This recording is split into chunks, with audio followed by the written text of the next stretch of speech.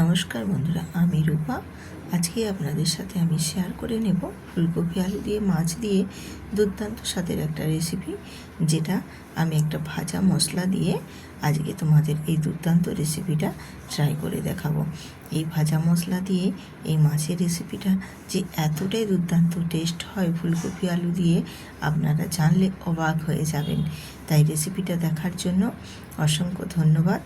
আপনারা রেসিপিটা দেখুন, আশা করছি আপনাদের খুবই ভালো লাগবে যে এরকম ভাজা মশলা দিয়ে এত দুর্দান্ত স্বাদের একটা রেসিপি বানানো যায় শুধুমাত্র ভাজা মশলা দিয়ে। তো চলো, তার জন্য আমি এখানে কড়াই বসিয়ে দিয়েছি, গ্যাসেতে কড়াই। আর তার আগে আলু ফুলকপিগুলো সব আমি কেটে ভালো করে ধুয়ে নিয়েছি পরিমাণ মতো, আমার যতটা লাগবে। আর এখানে গুঁড়ো মশলা, ভাজা মশলাটা রেডি করার জন্য আমি এখানে নিয়েছি ধনে, জিরে, মৌরি, রাঁধুনি, গোটা গোলমরিচ, আর দিয়েছি একটা এলাচ। এলাচের পরিমাণটা তোমরা বাড়াতে চাইলে বাড়াতে পারো, আমি কমিয়ে দিয়েছি, একটাই দিয়েছি ইচ্ছে করে। আর এখানে এই যে পরিমাণ মতো আমি ভাজা জন্য এগুলো নিয়েছি, তোমরা চাইলে আর একটু বাড়াতেও পারো বা কমাতেও পারো, বা আমার কিন্তু এতটা পরিমাণে আজকে লাগবে না, কিন্তু আমি তবু একটু বেশি করেই আমি এটা রেডি করে নিয়েছি। মশলাটা রেডি করে রেখে দেবো, আমার যতটা প্রয়োজনীয় লাগবে আমি বাকিটা রেখে দেবো স্টোর করে। তো দেখো, আমি সমস্ত কিছু এখানে গোটা গোটা মশলাগুলো ভাজার জন্য নেড়ে নিচ্ছি শুকনো কড়াইতে। খুব ভালোভাবে আমি এইভাবে নেড়ে চেড়ে নেব। তো খুব বেশি কিন্তু এখানে ভাজা যাবে না, ভাজাটা হালকা করে জাস্ট একটু কালারটা চেঞ্জ হবে আর সুন্দর একটা মিষ্টি গন্ধ বেরিয়ে আসবে, সেই পর্যন্তই কিন্তু ভেজে নিতে হবে। ভাজাটা লক্ষ্য রাখবে যেন খুব বেশি কড়া ভাজা না হয়, তাহলে কিন্তু ভালো লাগবে না। হালকা হালকা ভাজাটা হবে আর বেশ সুন্দর একটা স্মেল ছাড়বে, সেই পর্যায়ে তুলে নিতে হবে। আর এই পাশে দেখো, আমি মাছগুলো 4 পিস পেটি মাছ নিয়েছি।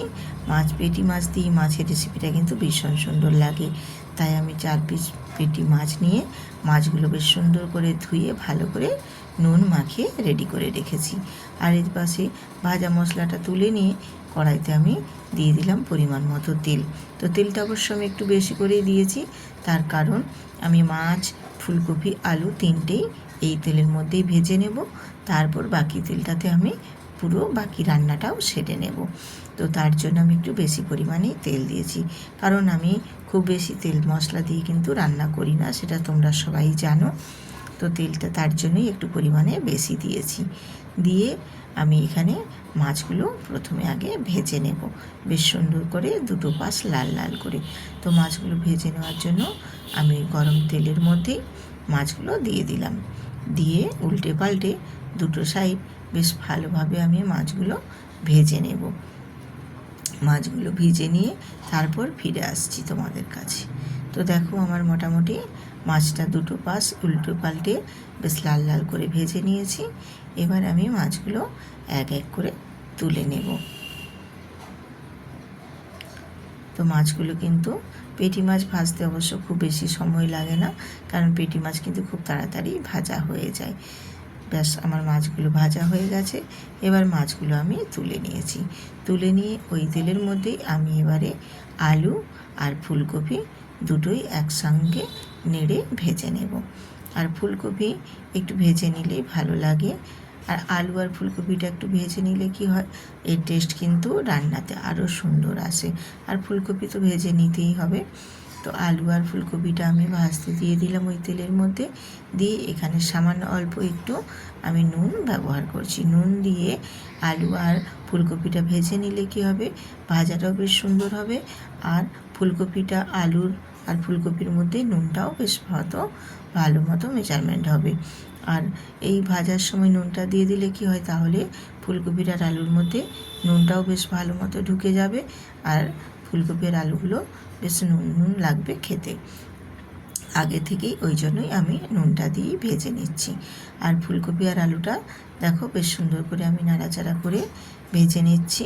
ভেজে নিয়ে এবার আমি তুলে নেব। তো মোটামুটি আমার যতটা পরিমাণে ভাজার দরকার সেই মতোই আমি ভেজে তুলে নিয়েছি। আর খুব বেশি আমি লালচে করব না, ঠিক এই পর্যায়েই আমি রাখবো। আমি রূপা ব্লগ সুইট রূপা চ্যানেলে আপনাদের সবাইকে স্বাগত জানিয়ে আজকে রেসিপি শুরু করেছি। রেসিপিটা পুরো দেখো, আশা করছি ভীষণ ভালো লাগবে। তো ফুলকপিটা তুলে নিয়ে আমার অতটা তেলের প্রয়োজন হবে না বলে আমি তেল একটু কমিয়ে রেখে দিয়েছি, দিয়ে বাকি তেলটাতে আমি পুরো রান্নাটা করে নেব। তো আমি গরম তেলের মধ্যে কয়েক দানা গোটা জিরে ফোড়ন দিয়ে জিরেটা বেশ ভালোভাবে আমি ভেজে নিয়ে তারপর দিয়ে দিয়েছি এখানে একটা পেঁয়াজের কুচোটা দিয়ে নাড়াচাড়া করে ব্রাউন কালার করে একটু ভেজে নেব। নাড়াচাড়া করে ব্রাউন কালার করে আমি পেঁয়াজটা ভেজে নিচ্ছি। আর পেঁয়াজটা মোটামুটি দেখো আমার হালকা ব্রাউন কালার হয়ে গেছে। এবারে ওর মধ্যে আমি কিছু গুঁড়ো মশলা অ্যাড করে দেব। যেমন এখানে আমি দেব হলুদের গুঁড়ো আর দেব কাশ্মীরি লঙ্কার গুঁড়ো। আমি কিন্তু এই রান্নাটাতে একেবারে ঝাল লঙ্কার ব্যবহার করব না, কারণ আমি এই লঙ্কাটা মানে ঝালটা না দেব কীরকম, কাঁচা লঙ্কা দিয়ে তরকারিটাতে রান্নার ঝালটা করব। আর আমাদের বাড়িতে শুকনো লঙ্কার গুঁড়ো একদমই ব্যবহার কেউ করে না। শুকনো লঙ্কাটা আমাদের বাড়িতে কেউ পছন্দ করে না।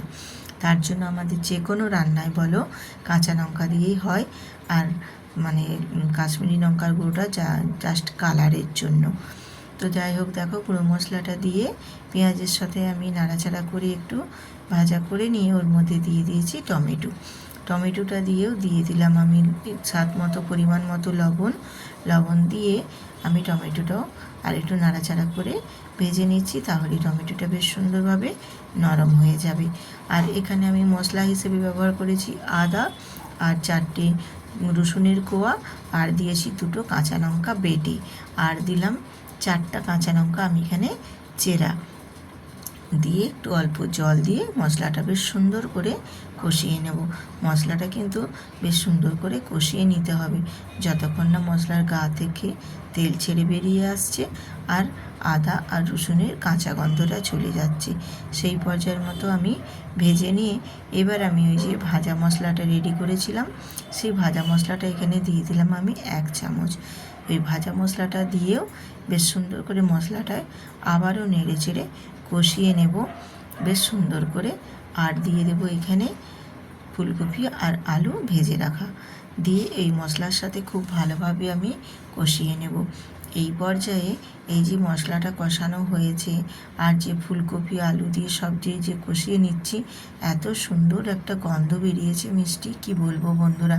ভাজা মশলাটা দিয়ে দিতে এর স্বাদের গন্ধ যেন আরও অপূর্ব সুন্দর আসছে, এতটাই সুন্দর একটা স্মেল বেরিয়েছে, কি বলবো বন্ধুরা, মানে এমনিই মনে হচ্ছে যেন খেয়ে নিই। তো যাই হোক, মশলাটা কষিয়ে নিয়ে আমি এখানে পরিমাণ মতো জল দিয়ে বেশ ভালোভাবে ফুলকপি আলুটা ফুটিয়ে নিয়েছি। আর আলুটাও বেশ সেদ্ধ হয়ে গেছে, দেখো তোমাদের দেখিয়ে দিচ্ছি, মোটামুটি খুব ভালোভাবে সেদ্ধ হয়ে গেছে। ঠিক এই পর্যায়ে আমি এবারে ভেজে রাখা মাছগুলো দিয়ে দেব।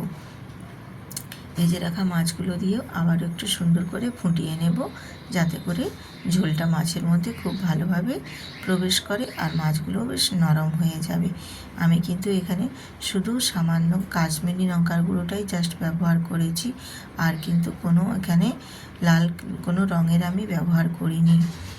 আর এখানে সামান্য একটু অল্প চিনি দিয়ে দিলাম, যাতে টেস্টের ব্যালেন্সটা ঠিকঠাক থাকে। আর এই অদিনের ফুলকপি তো একটু চিনি দিলে খেতেও বেশ ভালো লাগে।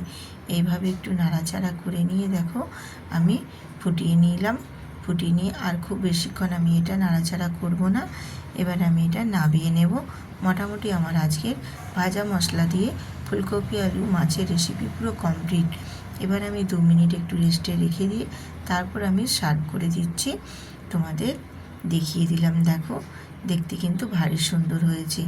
এই রকম একদম সামান্য মশলাতে সামান্য উপকরণ দিয়ে এত সুন্দর সুন্দর টেস্টি রান্না তোমাদের সাথে শেয়ার করি।